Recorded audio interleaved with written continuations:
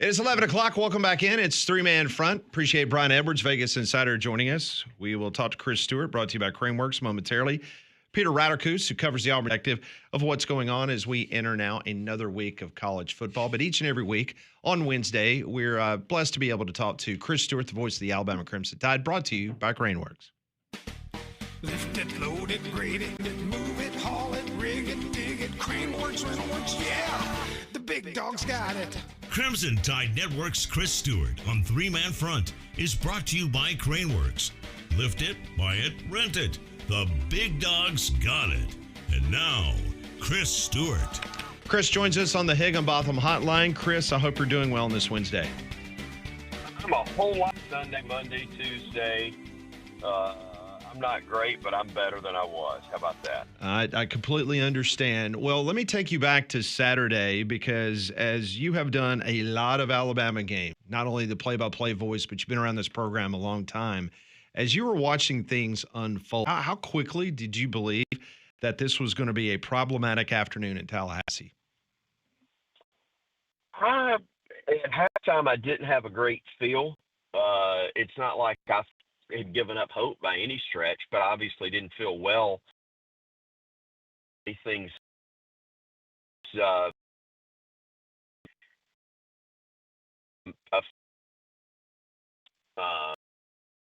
I even gave a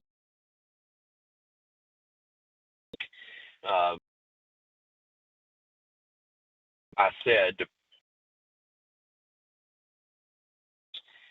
that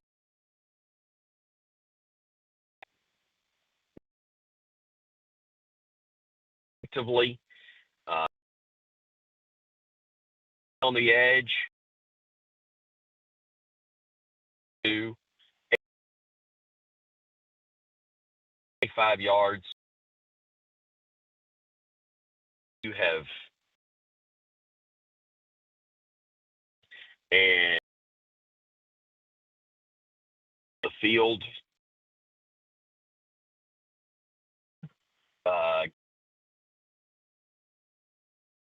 and it's when you drive it down, then a couple of on that, but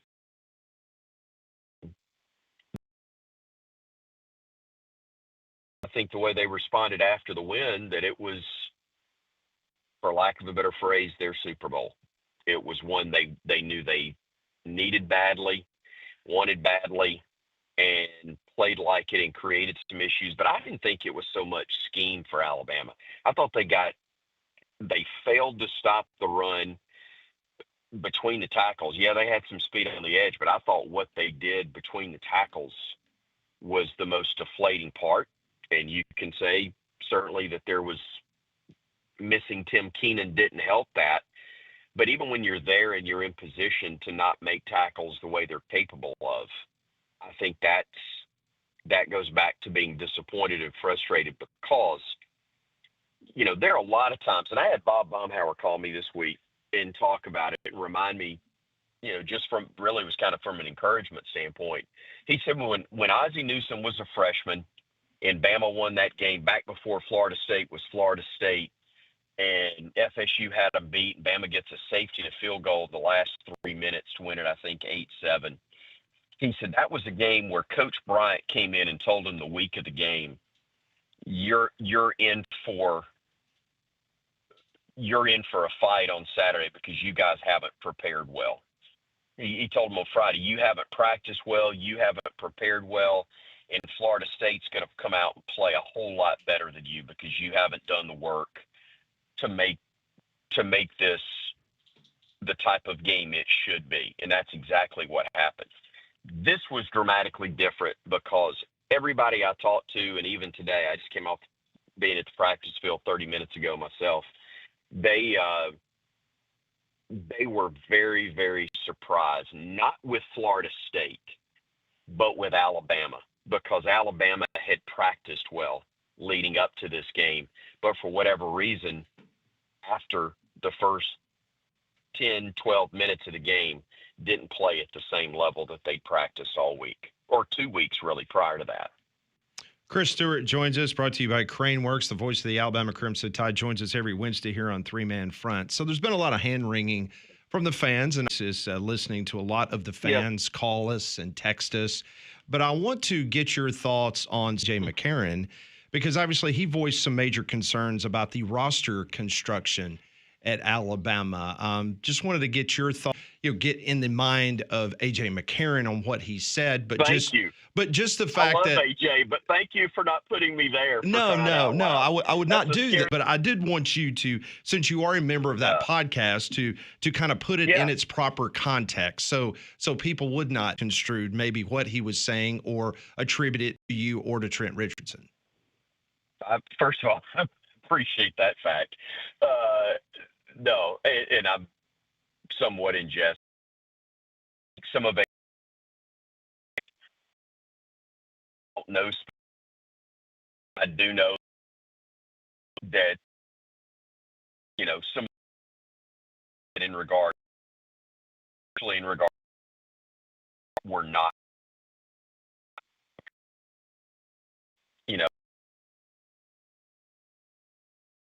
I don't know.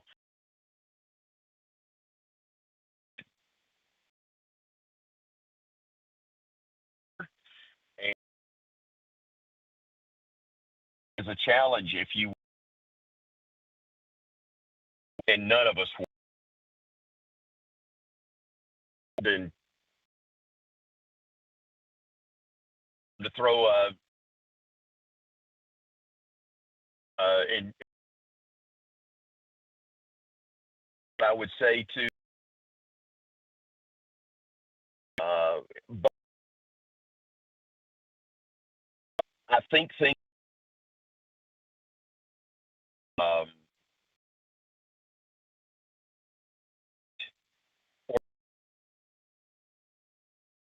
necessarily Trent and leading coach,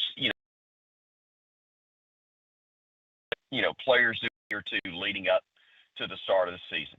This is part of the problem, guys, and you know this. You do 4 hours every day. I mean, or more. You get this. I've done the same thing you guys do, and it's part of the narrative. When things don't go well, there is nothing wrong with people saying we didn't play well, we got beat, and I'm not happy about it. There is nothing wrong with anybody, whether you're a player, coach, fan, doesn't matter. But sometimes people start taking things to try to boost their narrative. I don't know if they don't feel comfortable or feel like it's enough to say, I'm not happy with how we played. They try to bring things out that may or may not even be accurate, that try to add to their narrative. And that's where you have to be careful, in my opinion. And you really want to try to stay away from. If you're angry, you should be. If you're disappointed, you should be. Nobody more so than the guys that invest the blood, sweat, and tears and then go out on a Saturday and don't play to the level they know they're capable of. But I know this, the best place for me to be spent Saturday night was the hour and a half I just spent on the practice field, because those guys those are the ones that matter most. They're the ones putting in the work. They're the ones that are locked in on what's next. And it's not Wisconsin. It's not Georgia. It's ULM. And that's what they're getting ready for and getting themselves first and foremost better. And I can tell you that there's strong progress that's been made this week in that direction. Play-by-play voice, the Alabama Crimson Tide, Chris Stewart, joining us courtesy of Craneworks on the Higginbotham Hotline. I realize that Alabama did not play well. They didn't win the game, obviously, on Saturday. But based on what you thought had season, maybe a position group, an area where you thought that Alabama would be better, but maybe it was a wait-and-see approach. Well, we'll have to see it, but we think it's going to be good. Came to the surface, if there was one position group-wise that you saw on Saturday that maybe not be as far along as you thought it would be.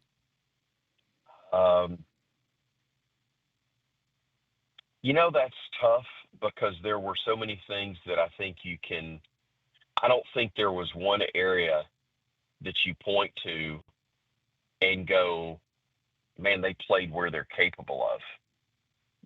I mean, Ryan Williams had drop passes. Now, I'm not Sure. but Williams the best receiver.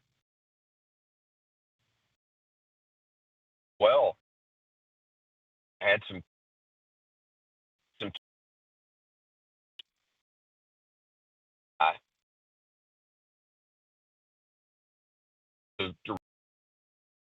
I'll take line. I run for his life. Leave. Be really good. The things that we believed in them coming into this year, I think, are still there. But clearly, they've got to be better. I still think our defense can be really salty, but they've got to react. A lot of the stuff where I heard criticism of loafing on a play here or there, I'm not going to argue and break down every single play with people, but I will say when you play without confidence and certainty, you do play slower, especially on the defensive end. And I think that may have factored in as much as anything else. I'm not talking about on a play or two that you can pick apart. I'm talking about overall. It'll make you look slower if you're having to think rather than just react and play. So none of that is what anybody wants to hear. I get it. My opinion is just that. It's mine. But I'm not going to panic like it's natural and understandable when people do, and use whatever cliche you want to with it. But there's a whole lot more to go on this. I mentioned Bob earlier, Baumhauer, and he talked about the Florida State. He also talked about 75, I think it was, where he said, we play at Missouri. And he said, Missouri's nowhere near what Missouri is now. And he said, we got embarrassed. I think they beat them 50-something to 20-something. I don't remember the exact score. But it was an embarrassing loss. And everybody's ready to run off Coach Bryant. They're ready to, it's going to be a horrible season. He said, we won 11 straight games and won the SEC title that year. He said, it doesn't just automatically happen, but one game, we believed in this team and believed in great things for this team 1 week ago. And it rocks you when you have the performance that you had the other day. But at the same time, you can't, fold the tent and say that it's over with for the rest of the year. That's not what you'd want from your team. That's not what you want from your coaches. And that's not what those guys are doing. They're ready. I mean, they've gone back to work. And I said it on the broadcast. I said it on the podcast the other day with AJ and Trent, and I'll say it again now. It's not going to happen with just twitching your nose and saying it. You got to go do it, put in the work. But the reality is, as disappointing as Saturday was, outside of being perfect on the year, every single goal that we had a week ago at this time is still on the table. You can still win the SEC. You can still play in the college football playoff. You can still win the national championship. Every one of those things is still there. But obviously, none of that will happen. None of that matters if you don't get better, and it's got to start this week against Louisiana Monroe. It has started on the practice field. The goal now is to carry what you do in practice leading up to it to the game itself, and we won't know until 6:45 on Saturday night. That is Chris Stewart, the voice of the Alabama Crimson Tide. And Chris, every single week, Craneworks brings us the opportunity to speak with you about Alabama football. Yeah, and I appreciate the chance to tell you about their different divisions. Talked about Wasteworks a week ago. We know Craneworks is the most trusted name for crane and equipment rental in the Southeast, have been for over 30 years. But that Rental Works division has got a full line of the rental equipment for any machinery need. They've got operators for every type of equipment as well, so they can supply the equipment you need plus the manpower to do the job. Go to craneworks.com to get a quote, you can find them in Birmingham, Nashville, Mobile, and Huntsville as well. Chris, always a pleasure. Enjoy the game. Bryant Denny opening night should be a lot of fun, and we'll talk to you next week. And the show tonight, Hey Coach and the Kalen DeBoer Show, and we got the social media stuff will be, I think, is already out. We'll put it out where people can submit their questions. I know they want to interact. They want to hear from the coach, and they can send those questions to us via social media, and we'll get as many of them answered as we can tonight. Sounds good. Thank you, Chris, as always. Thanks, we'll talk guys. to you next week. Appreciate y'all. Appreciate it very much. That is Chris Stewart, brought to you by Craneworks. He joined us on the Higginbotham Hotline. You deserve solutions that are built for you. Higginbotham is your one-source solution for insurance. What Chris Stewart, voice of the Tide, just told us, very interesting tidbits. We'll discuss them next on Three Man Front.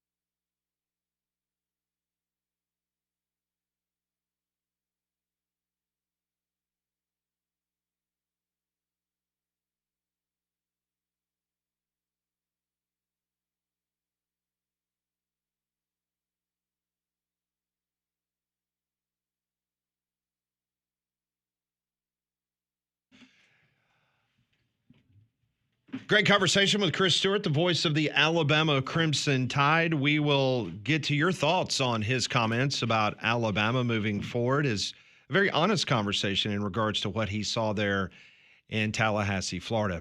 If you're seeing cracks in your foundation or your minor problems, they're signs of a serious issue developing at your house. That's why Alabama Professional Services, they need to be called today. 205-951-9717. The pros, they really know their stuff. They'll inspect your foundation, clearly explain the problem, and give you an honest, pressure-free solution. They can fix your foundation, and they can even tackle that sinking driveway or patio with their fast and clean poly-level system. The number again, 205-951-9717, or visit alabamaprofessional.com. A lot of reaction to not only Chris's conversation, but the conversations we're having leading up to our weekly sit down with him, presented by Craneworks. This one from the text line, 205-834-9450. By the way, Chris from Deatsville texts in. He says, how is DeBoer 6-0 against Lanning, Kirby, and Sark, but 6-4 against unranked teams? Where's the disconnect? Valid question. Jamie Paw Bailey says U.S. Navy and the Crimson Tide. Perfect matchup. Is that a sinking ship reference? I'm looking at you, Conrad. Yeah, there's some people having some fun with that. It's actually pretty funny. Why would the Navy want to? Did you ever play Battleship as a kid? I did. That was fun. Uh-huh. Yeah. Especially if you had a mirror behind your opponent. Yeah. Or they had to go and run to the bathroom or go get a drink or something real quick. You sank my battleship. Peeked around a little. How'd you guess that? I don't know. Got to find the edge wherever you can. That's right. Matthew Seals says, I've heard many people say Bama's poor performance was due to first game nerves. It just looked like they were not ready for the game. They seem lost to me. I'm afraid it's coaching and a lack of confidence or a lack of conviction. I hope I'm wrong, but it looks like a long year ahead. RTR.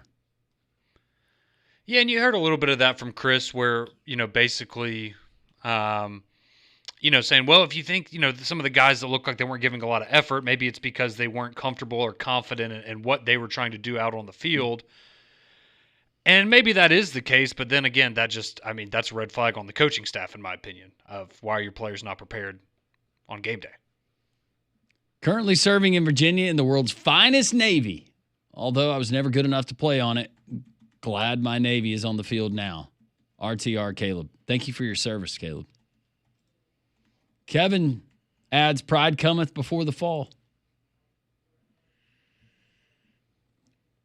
Fat Joe wants to know, is Crimson Convict home? Do y'all have an Instagram account? And what is your TikTok information? Molly, remind everybody, if folks are on TikTok, how they can reach Jox's account. Yeah, so it's just Jox945 on TikTok. It's also on YouTube as well at Jox945. Sam texts in and says, for the love, I have another reason to cheer for Alabama now. No Conrad B-Day suit. There you go. We struck that one down. He's going to be feathered if they lose to ULM. Correct. Man, do I have to dress up like a Badger if they lose to Wisconsin? I don't know how you do that. It'd be difficult. Taylor texts a question. If Alabama loses this weekend, how much money do you think a GoFundMe page to pay DeBoer's buyout would raise? You'd get a little something. Conrad, how much would you be willing to pledge? I'm not there yet. So it's only fair after it happens and you're feeling it in the moment, you would. Oh, yeah. Now, ask me, Saturday at 10 o'clock when the game's over, I might have a different answer. But, yeah, I'm not there yet. Now, if he gets to December 1st, after December 1st, it drops to around $60 million. Correct.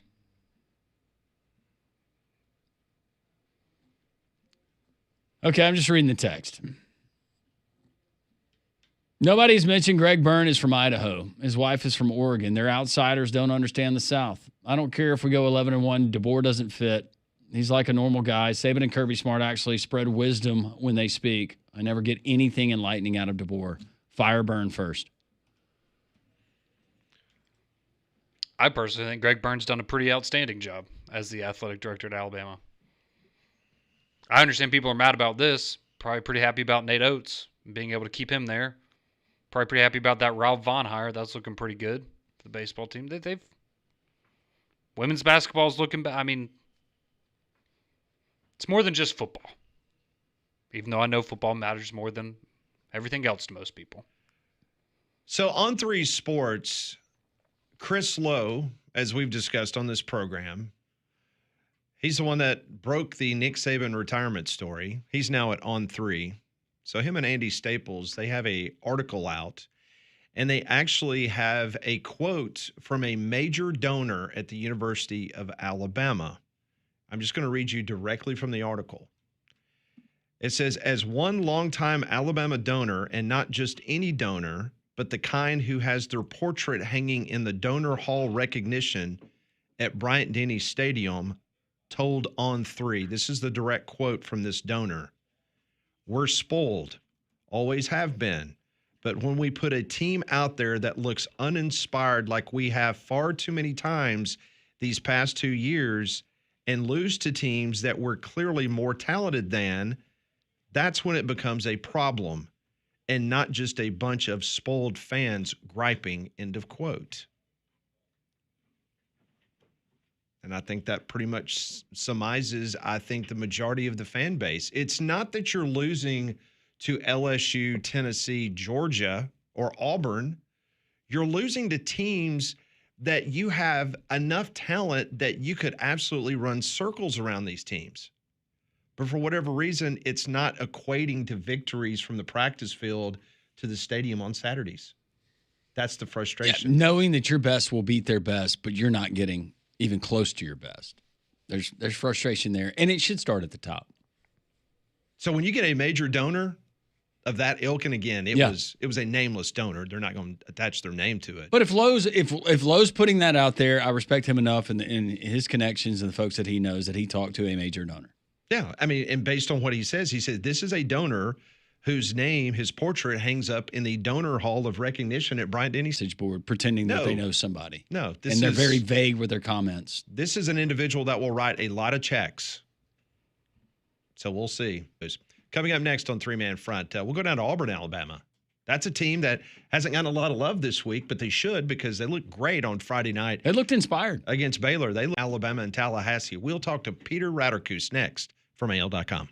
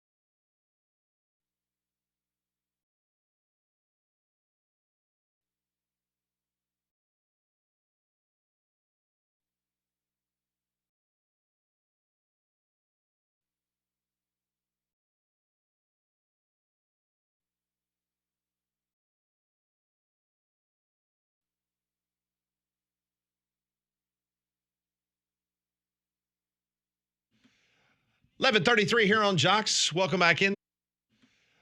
11:33 here on Jox. Welcome back in. This is Three Man Front tonight, and we'll talk about this Auburn football program, as that was a big step forward for in year number 3. Joining us on the Higginbotham Hotline, a big step forward for in year number 3. Joining us on the Higginbotham Hotline is Peter Rauterkus. In year number 3, joining us on the Higginbotham Hotline is Peter Rauterkus from AL.com, covers the Auburn Tigers. Peter, I hope you're well. And man, quite a victory for the Auburn Tigers. Just your thoughts on what took place in Waco as this Auburn Tiger team starts off 1-0. Yeah, first of all, thanks for having me. And obviously it was a really big win for Auburn. I mean, starting 1-0, especially with the road win against a good team in Baylor. I mean, it's a team that I think Auburn was certainly more talented than. I think it showed up in the trenches on Friday. But, this is a team that is among the favorites to compete for the Big 12. And so I think going on the road and beating them is big for a program that hasn't had a lot of big wins under Hugh Freeze, in his first 2 seasons. Peter, if there's multiple answers to my next question, feel free to elaborate as much as you care to do so. But based on what you thought about this Auburn team, what surprised you last Friday night? I mean, that's kind of the obvious answer, kind of the easy way out. But I think just how dominant they were in the running game. I mean, we knew Auburn's never really had much of an issue running the ball. But I think, losing Jarquez Hunter and there's no, he just, even on, facilitated that, could run the ball like anyone, 100 yards. So I think close by the reason why. Well, speaking of that, Jackson, an opportunity ran all over. You see moving game plan week. Baylor's defense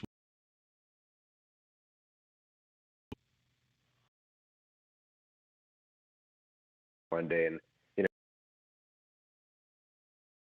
something that obviously, but I also think for your quarterback to protect him to run, on Friday against Peter, on the times they bent, but did not break. There were a couple of times that they broke, but against that Baylor offense, it was certainly a tough task, especially on the road to start the season. Hugh Freeze, in his comments after the game, talking about the defensive secondary, getting with the strength and conditioning staff. Based on what you've been able to ascertain, what came of that and those conversations, and what leads you to believe that maybe the reasons why step slower? Yeah, I mean, and this is something he talked about after the game. It's something that he talked about, with us during this press conference on Monday. And, like you mentioned, they met with, him, DJ Dirksen, defensive coordinator, and Dom Sadzinski, the strength and conditioning coach, all met and talked about it. And, some of the factors that Hugh Freeze threw out there was, was really hot on, came out and fast. I mean, but at the same time, still need to be better. I mean, 100 yards through the air offense, but we're going to. And I think that you look at some of the Hugh Freeze mentioned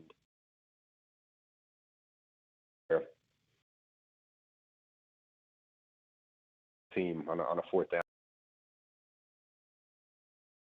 I mean, that's just a bust on the back end. Things that Hugh Freeze said, things that you can adjust back into game shape. And, they've got a chance to play 2 games against teams that they should beat. And maybe, and I think Auburn will hope that that's all it'll take. Peter Rauterkus joins us from AL.com, covers the Auburn Tigers. So, Peter, you've been around this program now for a couple seasons. just your thoughts on the exhale that probably took place for that win in Waco, because there have been some mounting pressures on Hugh Freeze, and Hugh Freeze has not backed off of that pressure from the offseason about trying to get out. The Auburn team did do that. Just talk about how maybe a little bit more confidence in their step now moving forward for this Auburn football team.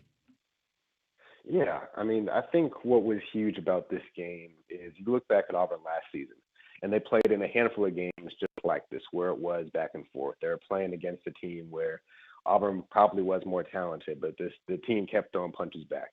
And it seemed like in a lot of these games last season, Auburn eventually would fold. There was going to be a bad turnover or a string of penalties or a defense not being able to get off the field. Kept making the plays. Downs, returning a kick with momentum. You look at that, figuring out. It's proof of the progress that the program is making, that Hugh Freeze has been saying the program is making. So I think seeing that they can do that, I think it's a huge sigh of relief for everyone involved. One game down, but it was a big game. You got to have one before you can have more based on your preseason projections, maybe win-loss total. How has that changed following the game in Waco? Yeah, I mean, I guess, to be completely fair, I had going into the season, I predicted Auburn 8-4, but I did predict them to lose to Baylor. So I guess now I put them at 9-3. Obviously it's there's so many games that I think are going to be toss-ups. So it's hard to say, which games they might win, which games they might lose. But I think this team's definitely good enough to win 9 games, though. Peter, in regards to the health of the football team, it seemed like, from an outsider point of view, that it seemed like that they got out of there relatively healthy. Just normal bumps and bruises for the team moving forward. Yeah. I mean, mostly healthy. I mean, the big and unfortunate news that Hugh Freeze announced Monday is that Champ Anthony, the safety, missed most of last season with a, really miss some time. Guy to watch for this question, kind of a minor shoulder football state, but anything you can.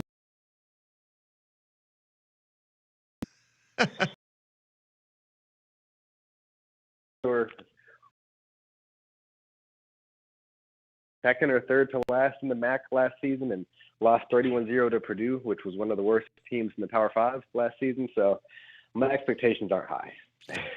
All right. Well, we'll all get through it together, Peter. Always great to catch up with you, Peter. Outstanding job covering the Auburn Tigers. You can follow his work there at al.com. Thanks, Peter. We'll talk to you again soon.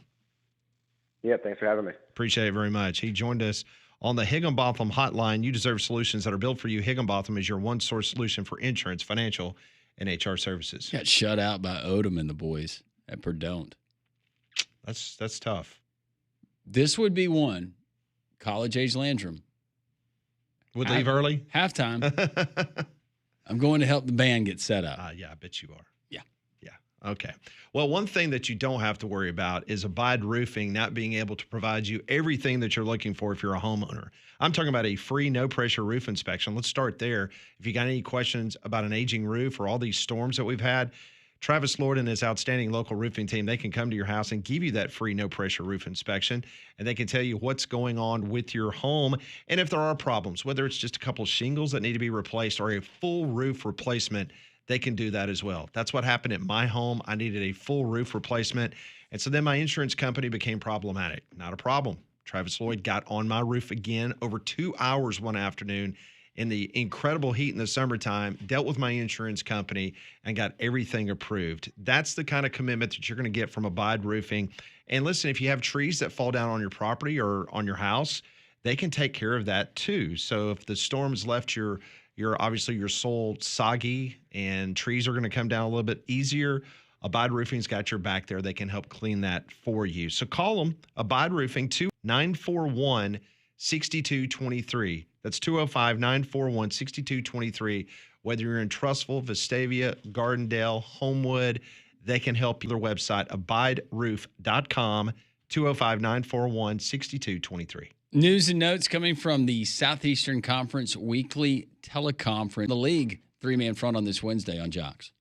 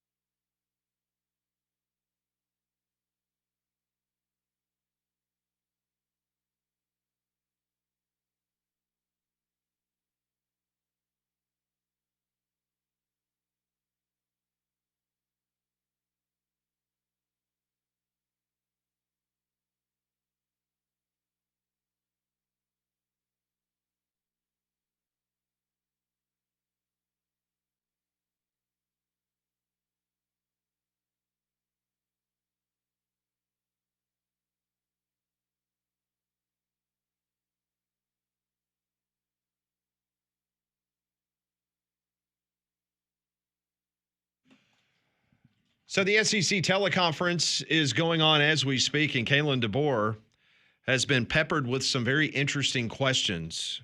We'll let you hear some of those answers coming up right here on Three Man Front.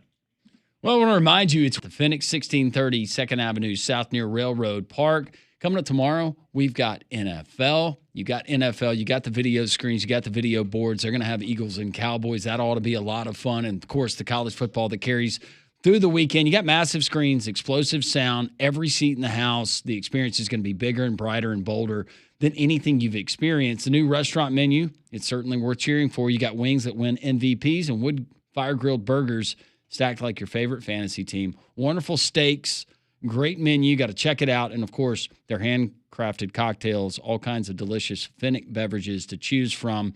New 6-day schedule includes live acoustic acts also as a bonus, Wednesday through Friday from 5:30 to 8. So enjoy a little happy hour there, followed by live bands 10 o'clock on Friday, Saturdays, Sundays, and Mondays dedicated to sports. That means college and professional football. No live music to get in the way. Red Zone, Sunday Ticket, all of that, they've got it right there at the Phoenix, 1630 2nd Avenue South near Railroad Park. Every Wednesday, the coaches of the Southeastern Conference, they begin around 10 a.m. every Wednesday, and they get an opportunity to be on a conference call, and the media gets to ask any of the 16 coaches questions. Well, during Kalen DeBoer's segment of time, he was actually asked about the article that I was quoting a couple minutes ago in regards to a major Alabama donor talking about the football team. So this is what he was asked by the reporters about the On3 report about donors already having conversations about what's happening to the Alabama football team. Yeah, I mean, my message is that our team I think we got a really good football. I think we got a good football team that can do some big things still this year. We got to prove it. We got to go do it. And to this point, it's been just me being able to focus on football, and I appreciate that. Okay, didn't quite. He caught himself. He said really good, and then he said good football team. Yeah, but he really didn't. No. Yeah. All right. Here's another question in regards. So how's the team? Obviously, Saturday, and the guys have, come back and done a nice job. It's on us coaches to help them execute better. And emphasis that involves each and every day. And again, it starts with us coaches. And so, we've all taken that responsibility. The final part of his taking accountability of.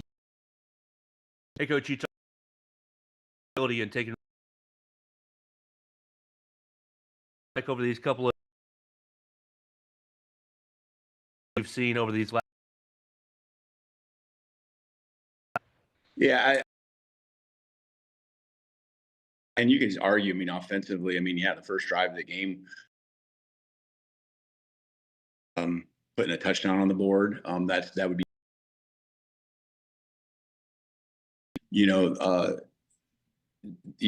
there's the game you're looking at that we got to continue to hammer home. The defense struggled early. Got their backs to the wall, got their senses about them a little bit as far as what they were seeing, and did a better job. We gave up a couple plays still in the second half. Offensively, we got to continue to sustain, a high level of execution.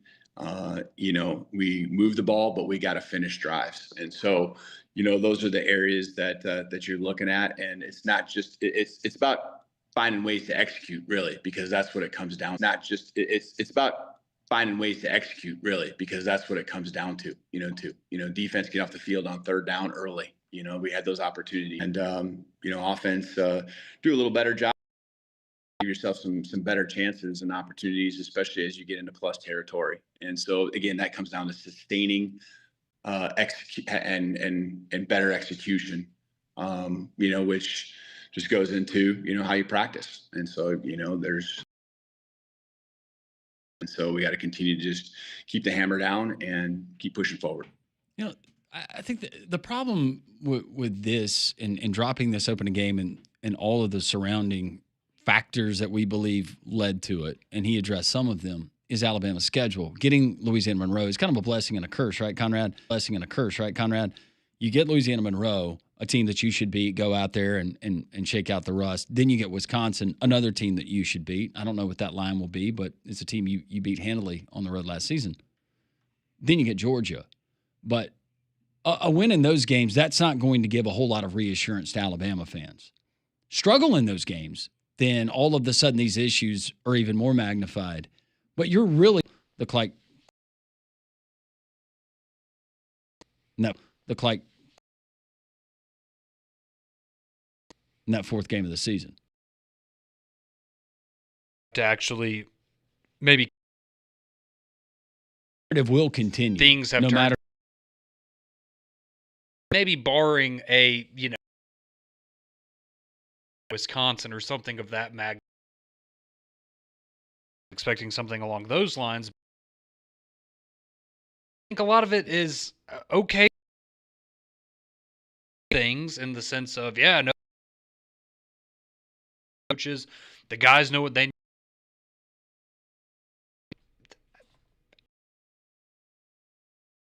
Like, you can say all those things. That's things, which I think they have said some bad things this week, but it's just You're not the proof is going to be in the pudding. People are going to have to see it on Saturday, like you said, against SEC competition before anyone actually believes that this team can salvage the season and still make a college football playoff. Which, regardless of what happens the rest, they could look significantly better the rest of the season. But if you still don't make the playoff, it doesn't matter. More people are taking it to heart after you say it last year after a Vanderbilt loss than after seeing it at Vanderbilt, seeing it at Tennessee, Oklahoma, and then the game in Michigan, and now, of course, Tallahassee. Let's get to phone calls quickly. Let's go to Eddie. Eddie, got about a minute. How are you? Oh, pretty good. I've not been able to tune in all week, so if I had something that's already been addressed, I apologize. But, guys, Saturday when I seen Ty Simpson's face, he looked scared out there on the field. I don't know. I mean, I know they're the coaches, and I trust them. They see him in practice every day. But he looked like a deer in headlights Saturday, and I'd just like for y'all to address that, please. Thank y'all. Y'all have a good day. Thank you, Eddie. Eddie, I had the same reaction at times. He did. Not going to call it scared, but wide-eyed. He made some really good plays. It's just unfortunate that at times you could tell that he kind of rushed through his progressions a little bit and made a decision to tuck the ball too quickly. And then there were other times where he could have easily picked up a first down if he had just ran the ball, and he decided to make ill-advised throws. And I think that's where a lot of the frustration comes from, right? Is you saw some good, but then in between it, the decision-making on his part, he seemed a little uncomfortable. Pat, it makes a big difference when the bullets are flying, and especially when you don't know where those bullets are coming from. You better believe it. Also today, Kalen DeBoer said that Ryan Williams is coming along day to day. He's been on the practice field. He says he's doing the normal protocol, coming along nicely. So that was Kalen DeBoer on Ryan Williams. No word on the stuffed animal, how the stuffed animal is this week. Our friend Trey Wallace, is he still backing his prediction of Alabama winning a national title? We'll talk college football with Trey. Coming up next, the three-man front continues on this Wednesday.